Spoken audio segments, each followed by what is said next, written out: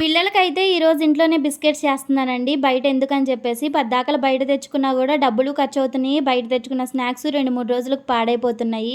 అందుకని చెప్పేసి ఈరోజైతే ఇంట్లోనే చేద్దాం కదా అని చెప్పేసి ఎగ్ లేకుండా ఎగ్‌లెస్ బిస్కెట్స్ అయితే ప్రిపేర్ చేస్తున్నాననమాట. ఎగ్ వేసుకున్నట్లయితే కొన్ని రోజులకైతే బిస్కెట్స్ అయితే మనకి వాసనొచ్చేస్తాయి గదండీ! అందుకని చెప్పేసి ఎగ్ అయితే యాడ్ చేయలేదు. ఎగ్ మనం వేసుకుంటే కంపల్సరీ వెనిల్లా ఎసెన్స్ ఉండాలి. ఇంట్లో అయితే వెనిల్లా ఎసెన్స్ అయితే లేదనమాట. అందువలన యాలకుల పొడి అయితే వేసి అయితే ఇక బిస్కెట్స్ ప్రిపేర్ చేస్తున్నాను.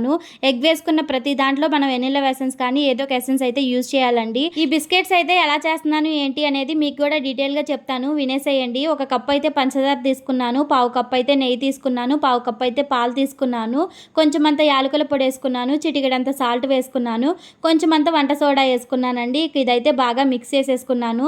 తర్వాత వచ్చేసి మనకి సరిపడా మైదా పిండి అయితే యాడ్ చేసుకుంటూ కలిపేశాను.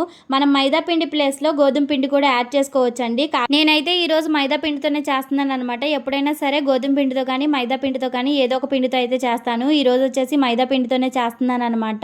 అప్పుడప్పుడు ఫ్లేవర్స్ కూడా డిఫరెంట్ తగలాలి కదా, అందుకని చెప్పేసి ఇక నేనైతే పని అంతా కంప్లీట్ చేసేసుకున్న తర్వాత అన్నం కూడా తినేసానండి. తర్వాత వచ్చేసి ఈ పని అయితే పెట్టేసుకున్నాను. ఫస్ట్ పిల్లలకి స్నాక్స్ ఏవో ఒకటి చేసి పక్కన పెడితే వాళ్ళే తింటూ ఉంటారు కదా అని చెప్పేసి పిల్లలు అయితే వాళ్ళ నాయనమ్మ వాళ్ళ ఇంటికి వెళ్ళారండి. ఇంటికాడైతే లేరనమాట. వాళ్ళు వచ్చేసరికి ఏవో ఒకటి స్నాక్స్ చేసి పెడితే వాళ్ళు ఇష్టంగా తింటారు కదా అని చెప్పేసి ఇక్కడైతే బిస్కెట్స్ చేస్తున్నాను. ఇష్టంగా తింటారా అంటే పర్లేదండి, 1, 2 తీసుకుంటారనమాట. అందుకని చెప్పేసి ప్రిపేర్ చేస్తున్నాను. వీడియో అయితే లెంత్ ఎక్కువైపోతుందని నెక్స్ట్ పార్ట్లో అయితే పెడతానండి. నచ్చితే లైక్ చేసి సబ్స్క్రైబ్ చేసుకోండి.